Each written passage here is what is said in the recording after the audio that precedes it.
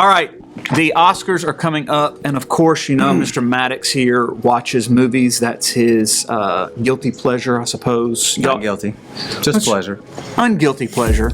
And you and your wife still try to hit as many movies as you possibly can throughout the year. Yeah, we try to. You know, it's hard. We have a 1-year-old, so our chance to get out to the movies are limited to when our parents can come up and babysit. But we still get out a pretty good bit. Do you always like to make predictions about which movies you're watching might get nominated?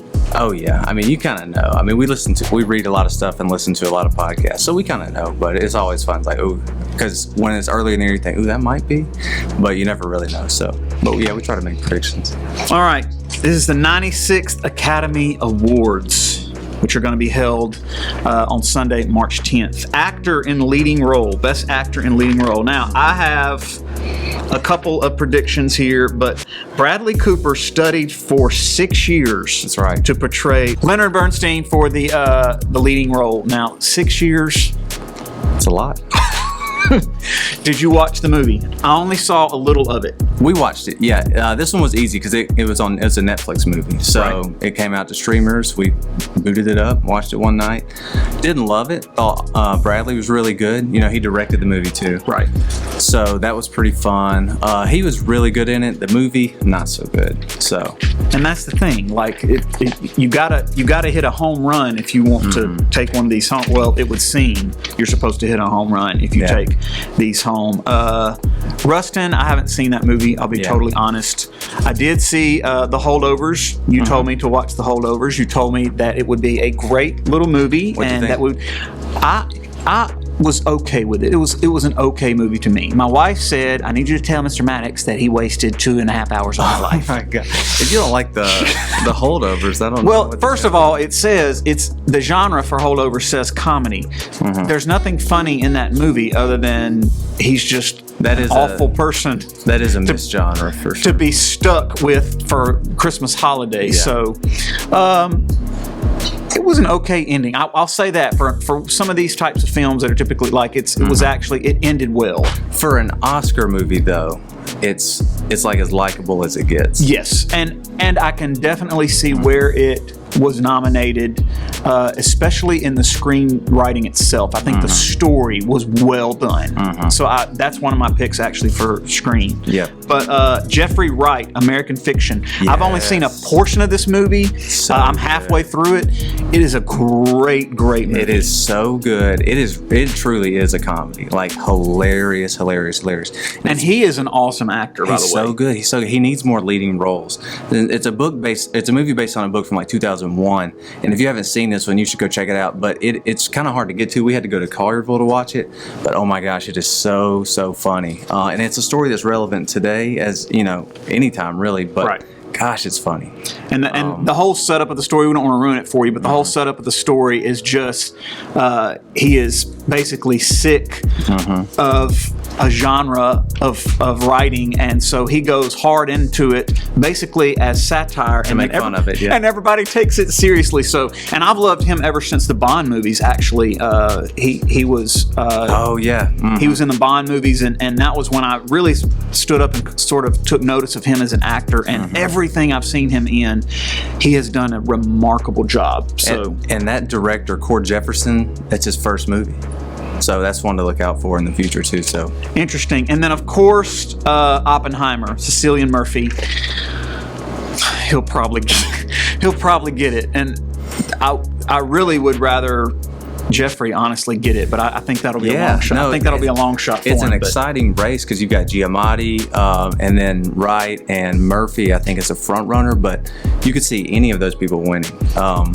And then you've got Bayard Rust or the Rustin movie. What was the guy's name? Coleman Domingo. Yeah, he's really good in The Color Purple too. So I mean, you've got a stacked category there.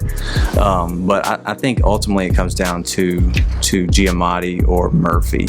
Will that be one of the last categories they do? Like, do you have to wait up till 10 o'clock to see this one? Well, you know, that was the Best Pictures normally last. That was the Will Smith category. So Maybe they switched. Maybe they should do that one first. I don't know. Right, go ahead and get that one out of the way. Actor in supporting role. I do think Ryan Gosling is probably going to be a shoe-in for Barbie. Who else do we have on that one? Robert De Niro is a maybe for Killers of the Flower Moon. I told him I'm halfway through Killers of the Flower Moon. I'm slogging my way through that story, man. That's a tough story. Sterling K in American Fiction is really funny too. Right, that's such a short. But you got Downey. People love Robert Downey Jr. Again, though, short role. Some of these appearances are pretty short. Ryan is arguably a co-star in Barbie, and with Barbie having not as many or possibly getting snubbed as some people are saying. I feel like he might have, but it could also be easily Robert De Niro. I think my prediction on that one is going to be Ryan Gosling. Yeah, I think I would go Gosling too. It's a Gosling Downey. It's going to be one of those two, I think, for sure. Lead actress, I have no clue. Oh, this is Lily Gladstone. That's a shoe-in. She's the and she was the best part of Killers of the Flower Moon, honestly. Yeah. From what I've seen so far, I'm like, huh. She is kind of a has she been in anything anything else? No. Well, she has some serious actress chops for this to be our first movie. It just shows like we need more roles for people like this in movies. Right. And so it's good that she got that opportunity because I haven't seen it, but I've only heard great things. Yes, well, I've seen half of it, and she's. I would have never thought that this was her first movie. I would have been like, this girl's been in some like really heavy hitting stuff in the past that I just haven't seen. But this is the one where we needed to have Margot Robbie. Right, Margot Robbie got snubbed in this one, and they didn't really make any apologies about it, honestly. Yeah. Actress in supporting role. Yeah. Emily Blunt again wasn't in Oppenheimer that long. This is where you got Divine Joy Randolph from The Holdovers, who was if you've seen, have you watched Only Murders in the Building? The comedy with you gotta watch it. But she's in she was the cook. She was the cook in The Holdovers. She was actually in a lot of that. I mean, she was in 80% of that movie. Yeah, she's really really good in it. And I like the lady from The Color Purple too. I think she's nominated as well. She was good. Yes. Okay, I'm gonna skip animated feature film because cinematography. Oh, you didn't like Spider-Verse? You didn't like the Spider-Verse movie? It was all right, but I mean, I didn't love it or anything, but I thought it was like the different types of animation were cool. Yeah, at the same time. Cinematography. I think. Oppenheimer. I think Oppenheimer is a shoe-in. It was a beautiful, and I didn't like Oppenheimer, but it was a beautifully shot. Got to have been walked out of Oppenheimer. I did. I walked out in the theater after I had paid good money for it.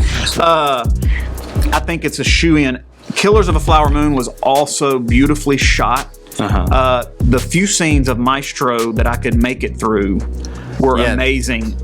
But Oppenheimer is like on a different level. I mean, the landscapes, the color of the film on Oppenheimer, the Trinity test scene, the whole feel of it, like it's almost like you shot it to win the Oscar. It's like, all right, they might not like the way we're going to shoot this, but we're going to win an Oscar for it. Let's do it.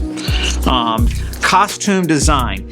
I think Barbie might take this one because it was so avant-garde, bright, and playful, and it seems like the Academy appreciates that type of thing. Killers of a Flower Moon also would have a chance because I think a lot of time period films win, and for that reason, Napoleon and Oppenheimer would have the same argument because period films seem to do really well on awards nights when it comes to costume design. What are your thoughts? On costume design, I don't have a ton of thoughts. I would like to see a little bit more.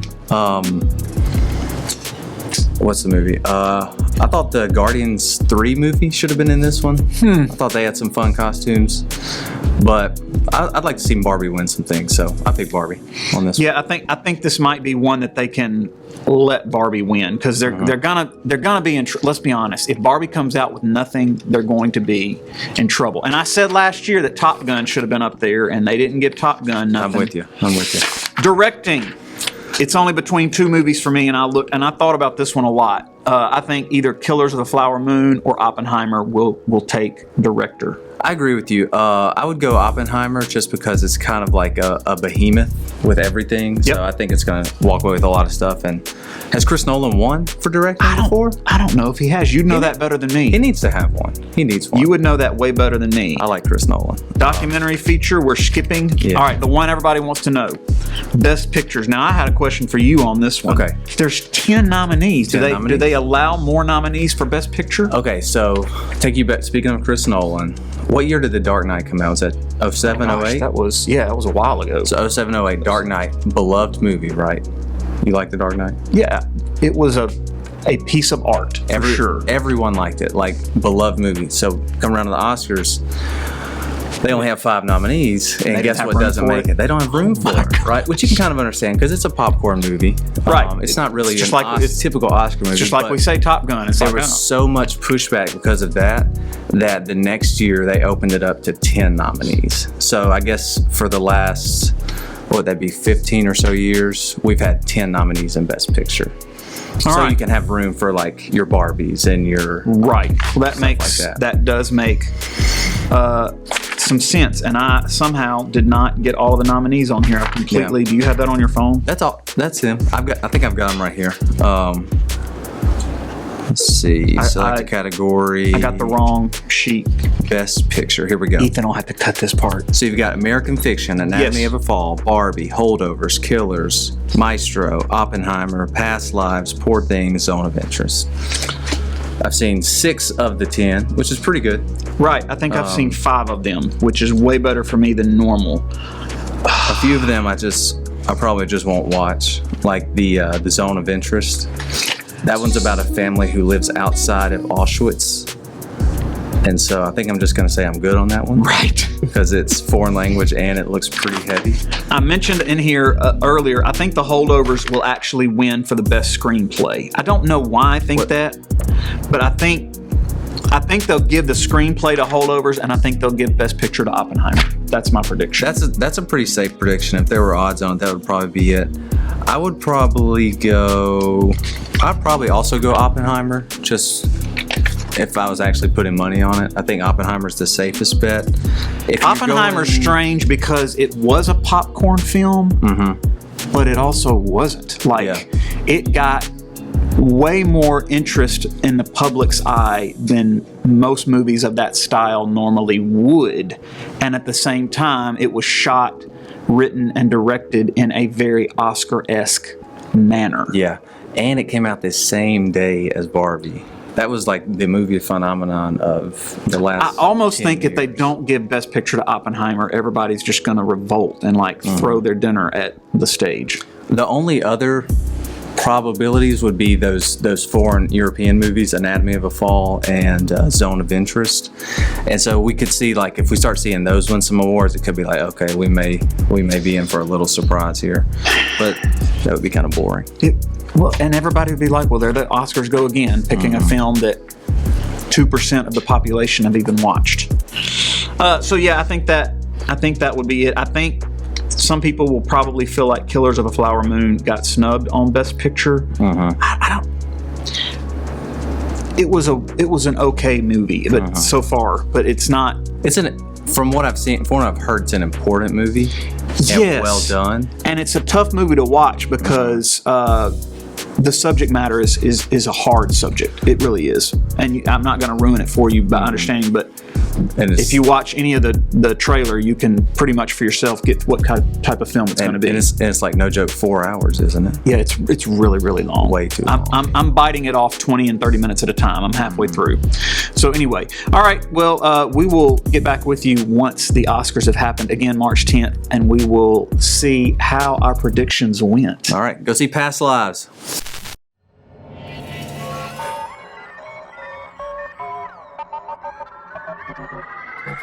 Six to